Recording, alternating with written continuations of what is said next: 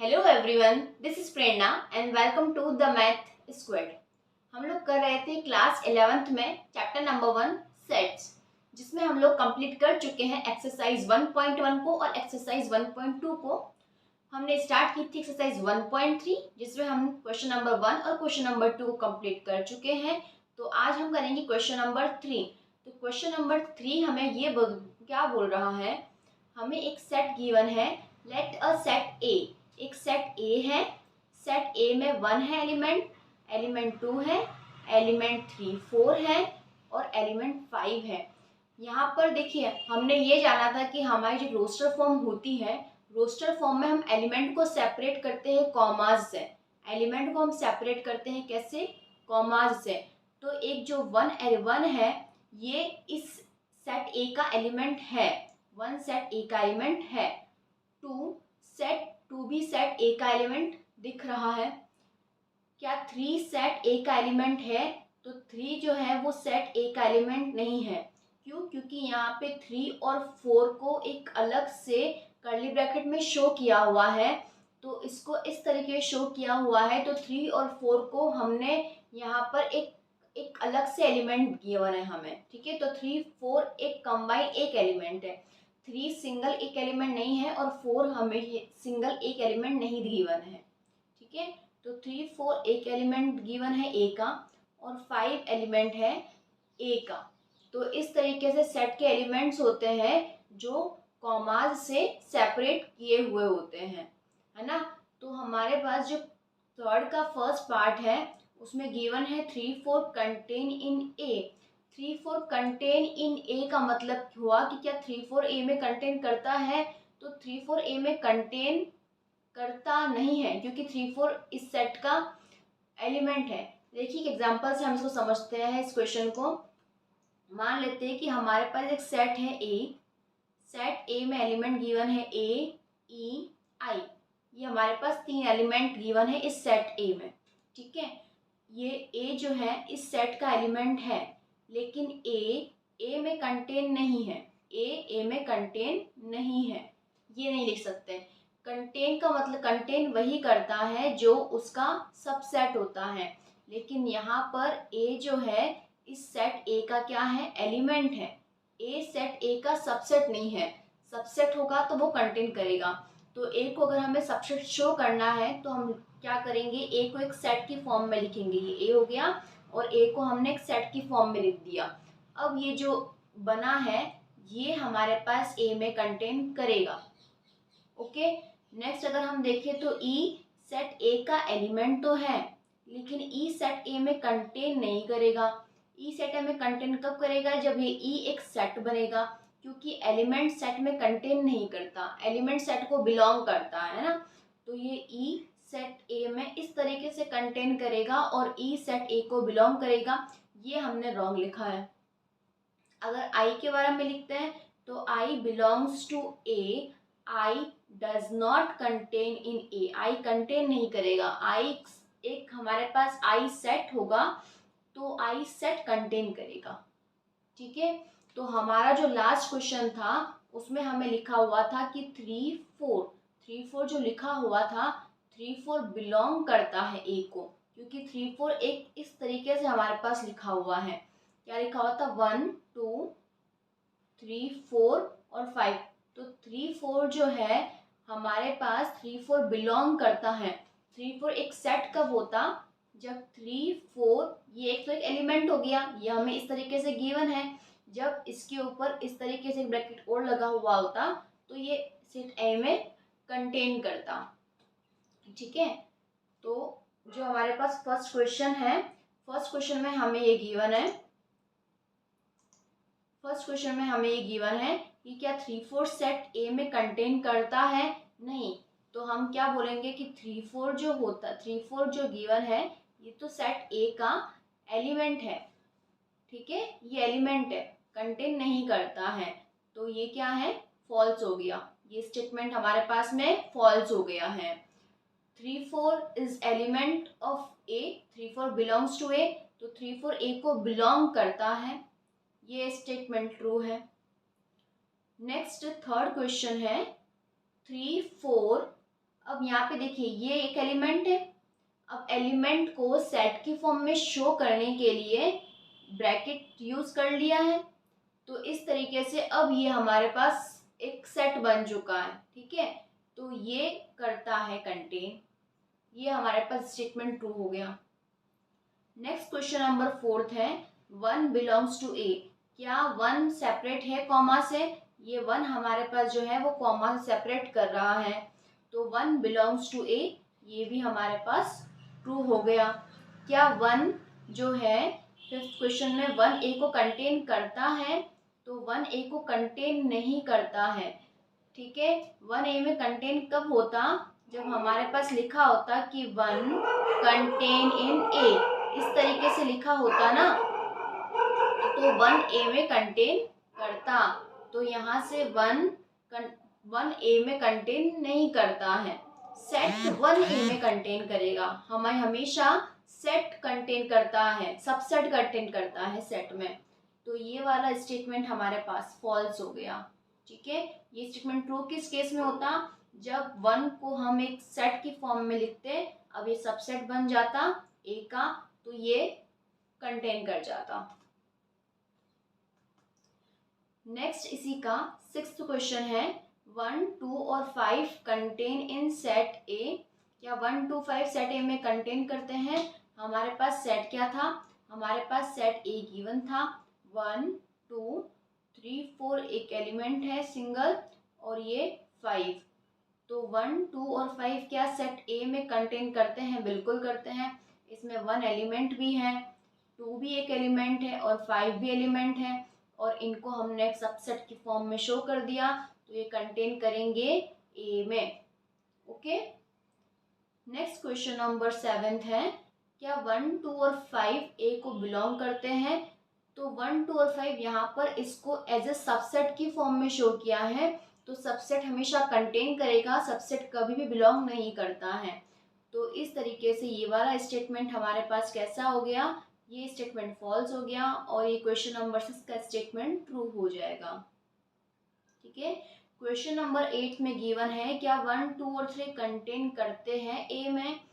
तो 1, 2 और 3 ए में कंटेन हमारे पास करते हैं क्या? नहीं करते। क्यों नहीं करते? क्योंकि अगर यहाँ पे 1, 2 और 3 कोई एलिमेंट प्रेजेंट ही नहीं है ना हमारे पास, 3 और 4 इस तरीके से ये एलिमेंट प्रेजेंट है, ये एक में कंटेन करता है, ठीक है।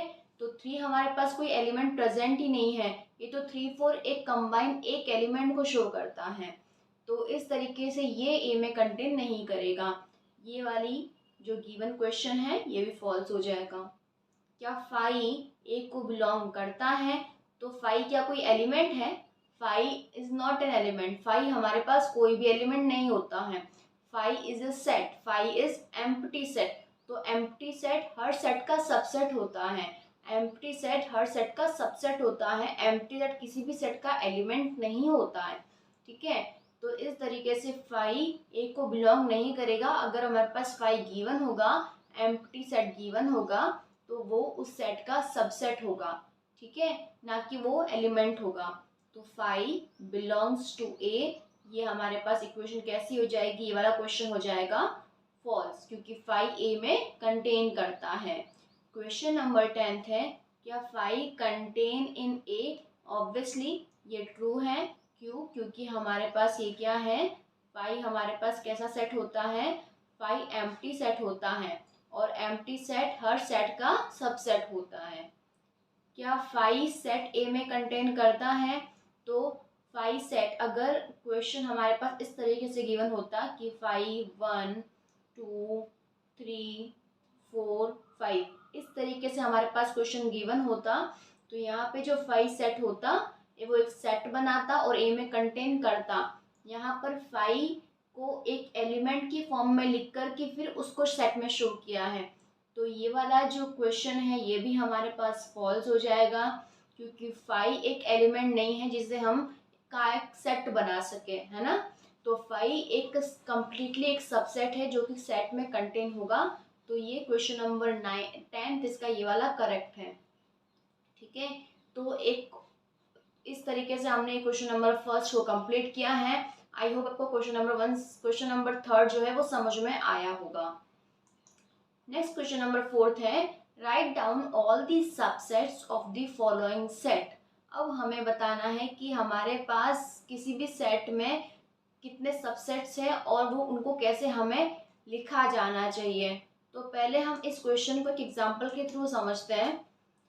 मान लेते हैं कि हमारे पास एक सेट है ए, ठीक है। अगर हमारे पास एक सेट है ए, एक सेट ए गिवन है, उसमें हमने एलिमेंट्स मान लिए ए, बी और सी, ये एलिमेंट्स हमने मान लिए, ठीक है।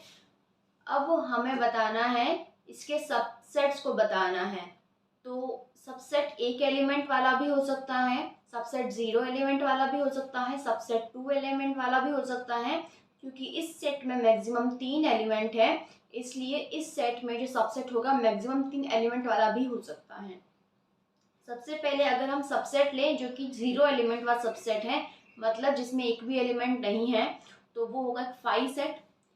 वो होगा एक फाई सेट। फाई सेट हो गया जिसमें 0 एलिमेंट है। एक ऐसा सेट जिसमें 0 एलिमेंट है वो हर सेट का सबसेट होता है। तो इस सेट में एक फाई हो गया। अब एक एलिमेंट वाले 1 एलिमेंट के सेट अगर हम लेते हैं 1 एलिमेंट्स के,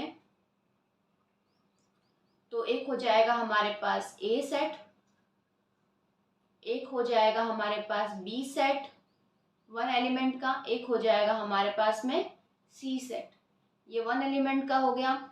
अब अगर हम 2 एलिमेंट्स के लेते हैं, 2 एलिमेंट्स अगर हम सेट लेते हैं तो वो हो जाएगा 2 एलिमेंट का एक सेट बनेगा ए बी सेट, एक बनेगा बी सी सेट, एक बनेगा ए सी सेट। 2 एलिमेंट्स वाले इतने ही सेट बनेंगे। 3 एलिमेंट का सेट बनाएंगे तो ए बी और सी। तो इस तरीके से अब हमारे पास कितने सबसेट हो गए इसमें, एक तो 5 हो गया, 1 2 3 4 5 6 7 8।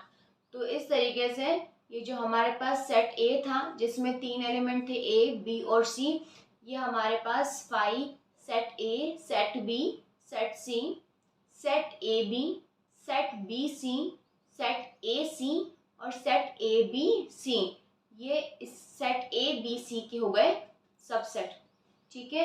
तो सबसेट सेट में कंटेन करना चाहिए। तो क्या सेट ए में जो एलिमेंट है हमारे पास ए, वो सेट ए बी सी में कंटेन करता है? तो यस, इसलिए सेट ए को हम सेट ए बी सी का सबसेट कह सकते हैं। क्या सेट बी सी में जो भी एलिमेंट है वो सेट ए बी सी में कंटेन करते हैं? तो यस, तो इसलिए हम बोल सकते हैं कि सेट बी सी जो है सेट ए बी सी का सबसेट होगा। क्या सेट ए बी सी में जितने भी एलिमेंट है क्या वो सारे ही एलिमेंट सेट ए में कंटेन करते हैं? यस, तो सेट ए बी सी जो है सेट ए बी सी का सबसेट होगा, ठीक है। तो इस तरीके से हम किसी भी सेट में कौन कौन से सबसेट हैं ये बता सकते हैं। तो क्वेश्चन नंबर 4 है, write down all the subsets of the following set. Given set है हमारे पास, इसके सबसेट बताने हैं। एक सेट है जिसमें एलिमेंट है ए, तो इसके सबसेट क्या होंगे? एक तो phi, empty set, null set, void set, हर सेट का सबसेट होता है। और सेकंड हो जाएगा ए, यही होगा क्योंकि इसमें एक ही एलिमेंट है। तो एक तो हमारे पास सबसेट होगा 0 एलिमेंट का और एक होगा 1 एलिमेंट का, क्योंकि हमारे पास जो गिवन क्वेश्चन है उसमें एक ही एलिमेंट है। नेक्स्ट क्वेश्चन नंबर 2 है, सेट ए बी सेट है जिसमें हमारे पास एलिमेंट गिवन है ए बी। सबसे पहले 0 एलिमेंट का सबसेट लिखेंगे जो कि 5 हो जाएगा। फिर एक एलिमेंट का सबसेट लिखेंगे ए, एक और एलिमेंट का सबसेट बी। ये हो गए एक एक एलिमेंट के सबसेट हमने कंप्लीट कर लिए। अब 2 एलिमेंट का सबसेट हो जाएगा ए बी। ये हो जाएंगे हमारे पास इस क्वेश्चन में सबसेट। नेक्स्ट क्वेश्चन नंबर 3 है, 1 2 3, ये सेट जो सी है इसका हमें सबसेट बताने हैं। तो एम्प्टी सेट 0 एलिमेंट का, 1 एलिमेंट के लिए सेट 1, सेट एक एलिमेंट का 2 और एक और 3। ये हमने कंप्लीट कर लिए ऐसे सबसेट जिसमें एक एक एलिमेंट आता हो। अब ऐसे सबसेट्स जिसमें दो दो एलिमेंट्स आते हों, 1 2 और ले सकते हैं हम 2 3 और ले सकते हैं 1 3। दो दो एलिमेंट वाले सबसेट इतने ही बनेंगे, 1 2 2 3 और 1 3। तीन तीन एलिमेंट वाले सबसेट हो जाएंगे 1 2 और 3। तो इस तरीके से जो क्वेश्चन नंबर 4 का थर्ड पार्ट था, सेट 1 2 3, इसके सबसेट्स हमने बता दिए। नेक्स्ट है हमारे पास 5। 5 एक एम्प्टी सेट है, तो इसका सबसेट क्या होगा, 5 ही होगा और कोई हो ही नहीं सकता। ठीक है, तो इस तरीके से हमने ये क्वेश्चन नंबर 3 और क्वेश्चन नंबर 4 को कंप्लीट कर लिया है। क्वेश्चन नंबर 3 में क्या था, क्वेश्चन नंबर 3 में ये था कि हमारे पास एक सेट गिवन था, सेट में एलिमेंट्स गिवन थे और हमें ये बताना है कि क्या सेट, कौन सा सबसेट किस सेट को बिलोंग करता है या फिर कौन सा एलिमेंट किस सेट को बिलोंग करता है। अगर वो सबसेट होगा तो वो कर्ली ब्रैकेट में लिखा हुआ होगा, सेट के एलिमेंट्स को कर्ली ब्रैकेट की फॉर्म में लिखा हुआ होगा, तो वो होगा हमारे पास उस सेट का सबसेट। और एलिमेंट्स होंगे तो एलिमेंट्स में सेट के एलिमेंट्स को लिखा हुआ होके उसमें एप्सिलॉन का साइन लगा हुआ होगा। ठीक है, जैसे हमारे पास 2 है तो 2 बिलोंग करेगा सेट ए को, लेकिन अगर हम 2 को कर्ली ब्रैकेट में लिख देते हैं तो लिखने के बाद 2 इस सेट ए का सबसेट बन जाता है। एलिमेंट 5, ओनली 5 बिलोंग्स टू ए, लेकिन अगर 5 को एक हम सेट की तरह शो करें तो 5 हमारे पास एक सबसेट बन जाता है। 3 4 कंबाइनली एक एलिमेंट है, 3 4 बिलोंग्स टू ए, लेकिन जो 3 4 है इसको हम कंप्लीटली 3 4 को एक कर्ली ब्रैकेट में शो करें तो हमारे पास एक सबसेट बन जाता है। ठीक है, 1 बिलोंग्स टू ए, लेकिन 1 को एक सबसेट की तरह शो करें, मतलब 1 को ब्रैकेट में हम लिखें तो हमारे पास एक सेट बन जाता है। तो इस तरीके से कौन सा एलिमेंट सेट में बिलोंग करता है या नहीं, कौन सा सबसेट सेट में कंटेन होता है या नहीं, तो ये चीज़ हमने आज की क्लास में देख ली है, जिसमें हमने कंप्लीट किया है एक्सरसाइज 1.3 के क्वेश्चन नंबर 3 और क्वेश्चन नंबर 4 को। तो हम नेक्स्ट क्लास में करेंगे इससे आगे के क्वेश्चंस। Thank you.